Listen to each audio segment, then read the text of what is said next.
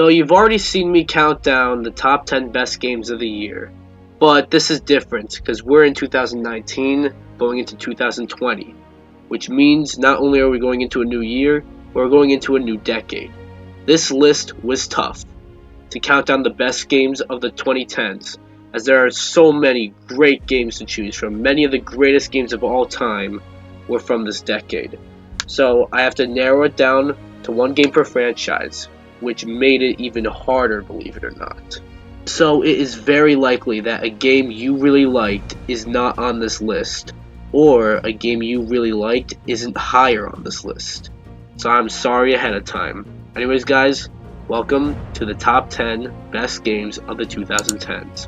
Before we get started, you know what to do. Be sure to like this video, subscribe if you're new, turn on the notifications, and leave a comment, and you'll be a loyal subscriber.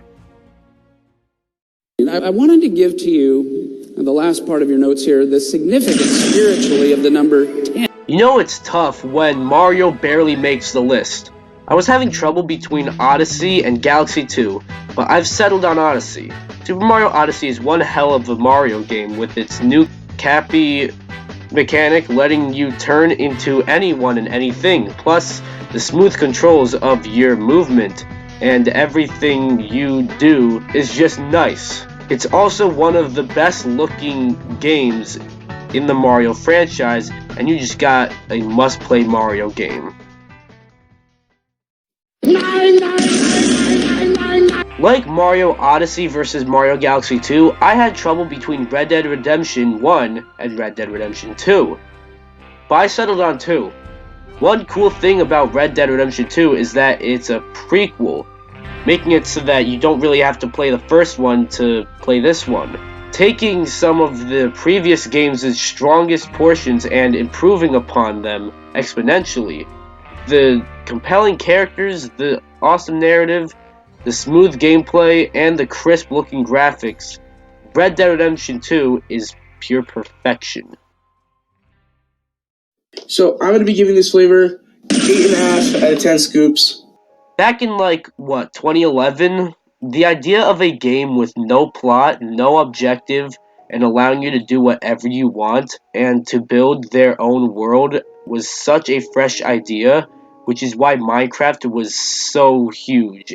Out of any game on this list, Minecraft probably had the biggest impact on the gaming community and maybe even the world. Got even non-gamers to play this game.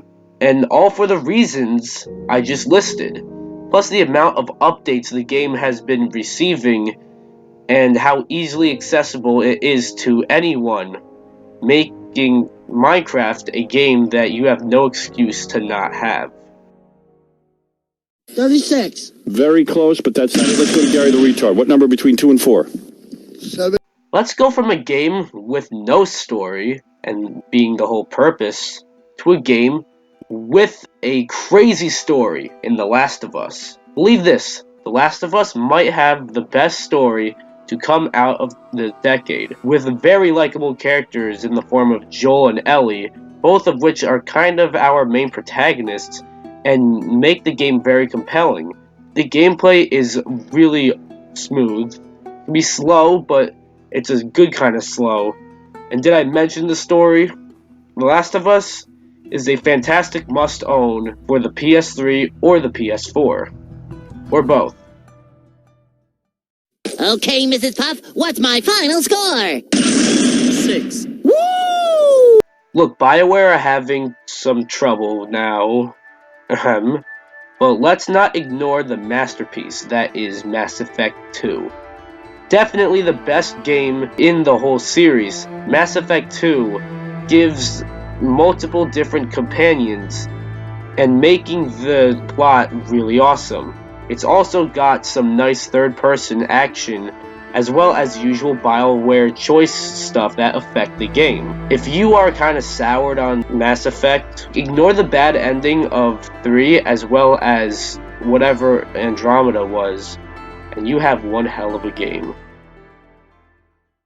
Oh, chills. Literal chills. It was number 5. Number 5 is my brother. Oh my god, I forgot. Did anyone play the first 2 Witcher games? You don't really have to because they're nothing too special, but 3 on the other hand is Oh boy, The Witcher 3 is fantastic. You follow a stoic anti-hero named Geralt and proves himself suited to take on this huge task. The story and gameplay are great, and the amount of detail in this game is absurd. Like, you can actually see Geralt's beard growing. That's how detailed this game is. 7, 5. Number 4. When I hear the term angry video game characters, though that's kind of specific, I think of Kratos, just because of the fact that anger is one of his main characteristics. But then take that and make a game where he's trying to control it, and it just works. 2018's God of War has Kratos, he's now a father, and he's showing his son Atreus the journey. Unlike the past games, this one is around Norse mythology rather than Greek mythology. It's also linear and includes RPG elements. Those shouldn't work in a God of War game, but the fact that they do is extra fantastic. When Atreus gets mad, you can really feel his anger, and when Kratos is trying to contain his anger, you can really feel the refraining there. Simply put, another must-own PS4 game.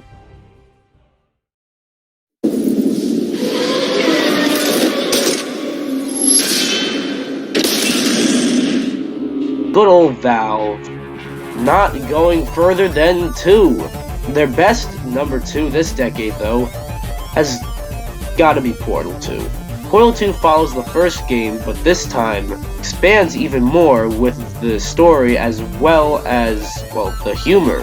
The narrative is really awesome, with numerous twists and none of them falling flat. The game also keeps you guessing on how to resolve the conflict between Chell, the silent protagonist, and the very talkative robot, GLaDOS. Not to mention, the portal gun mechanic is a very cool mechanic, and you just got one game you cannot pass up. What kind of pencil do we take again? Number 2. Take a number 2. Looks like you took a big number. It took long enough, and it was definitely worth it. The Legend of Zelda Breath of the Wild was a launch title for the Nintendo Switch and has stayed objectively the best game on the console ever since. The idea of an open-world Zelda game is just plain fascinating, and Breath of the Wild touched on that aspect very well. You're able to go anywhere in this game, not to mention those boss fights are something else. Breath of the Wild is a game many people actually considered better than Ocarina of Time, which is considered the best game of all time.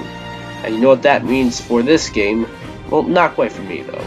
Before we get to number 1, and before we even get to our honorable mentions, you guys all know I love Smash Ultimate, but this is an objective list, and putting Smash Ultimate on this list would feel a little too biased.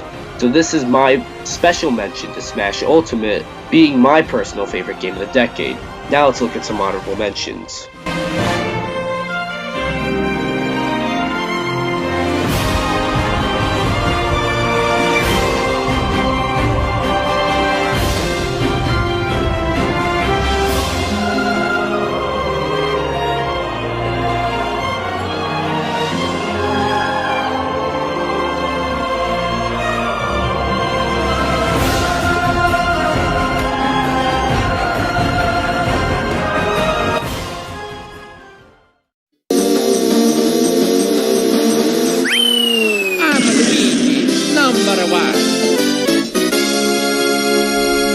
I feel most casuals won't really know what Elder Scrolls is. However, if you tell them Skyrim, and they will probably know. Holy shit, where do I even begin with the Elder Scrolls V Skyrim? How about its awesome narrative, great characters, magic mechanic, the world, the dragons, the first-person perspective? There's just so much to say. What about the factions you can join? The content you have? The Vus Rodaz. There's just an endless amount of enjoyment to be had with Skyrim, which is why it's the #1 best game of the 2010s. So that was my list of the best games of the decade. Boy, you will not believe how tough that list was. I could not. Oh boy. I'm happy it's done now, and this was probably my last video of 2019, and therefore my last video of the decade. Thanks for watching me this year. See you in 2020. I got some good stuff planned, especially a DPX Direct, so be on the lookout for that. See you guys.